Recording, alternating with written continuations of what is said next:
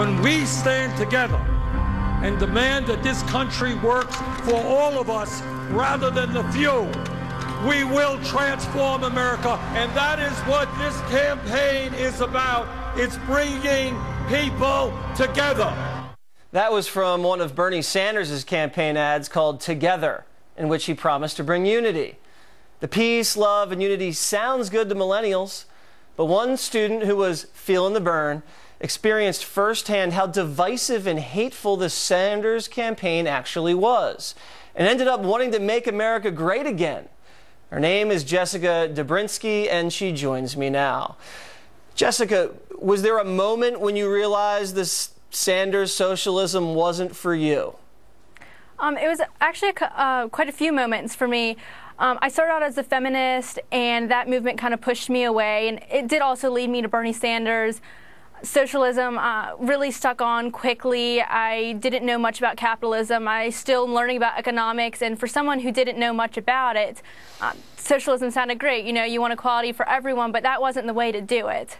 So you said you were a feminist when you were a Bernie Sanders supporter. Was there something during the campaign that made you think, hey, wait a second, this isn't what feminism is all about? Yeah, so I was a feminist for about 8 months, and Charlie Puth had released a song. He's a famous singer, and one of his lyrics from a song said, "I'll be there to save the day." You know what? We actually have a clip of the song. Let's roll it. Okay. I'm only one call away. I'll be there to save the day. All right, so you're listening to this song here, and you're a feminist, and then what happens? So I really enjoyed the song, and I shared that on Twitter. I was very avid on Twitter as a feminist. And when I shared that, I got a lot of hate for it because supposedly the lyric that was, "I'll be there to save the day," was supporting the patriarchy and, fulfilling the male hierarchy in our... Oh, so men can't swoop in and save the day. Yeah, and okay. It was ridiculous. It was a love song. It was about a girl being swept off her feet, and that was Right. one of the defining moments for me. And you got that from a lot of Sanders supporters. Was there ever a moment where you felt scared or in danger or anything like that? Because I know some of the Sanders crowd can be a little gnarly. Absolutely. Because I was, in the Sanders crowd and a feminist, I surrounded myself with those kind of people. And around June of last year is when I finally broke away a little bit and secretly was, looking at Donald Trump, trying to figure out where on the political spectrum I really was. And so because of me being surrounded by these friends that were so far left, I really kept to myself. And because of that, out of fear, I didn't even vote for Donald Trump.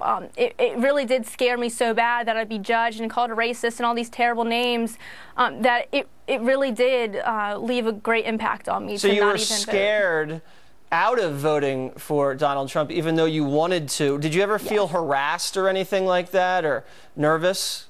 Yeah, so at the beginning of this year, I started, after the president won, I started supporting it publicly a lot more. I got a Trump t-shirt and was wearing it one day going home from class, and a truck with about 4 or 5 guys was in it and had a bunch of Bernie stickers on it, and they proceeded to yell F Trump at me and make very derogatory comments, and it really did scare me a lot, but I also knew that, what I was doing was for the right reasons, and I was once on that side, and clearly these things they were saying weren't true. It's funny that you say that. I find the exact same thing when I'm out in some of these fringe left-wing crowds or with Sanders supporters. They're the ones who are oftentimes the most angry and the most aggressive. Well, listen, I don't really care what side of the political spectrum you end up on, but I'm glad you're following your heart, and it takes a lot of courage and conviction to do what you did. And again, thank you, Jessica, for coming on Wonders World. Thank you.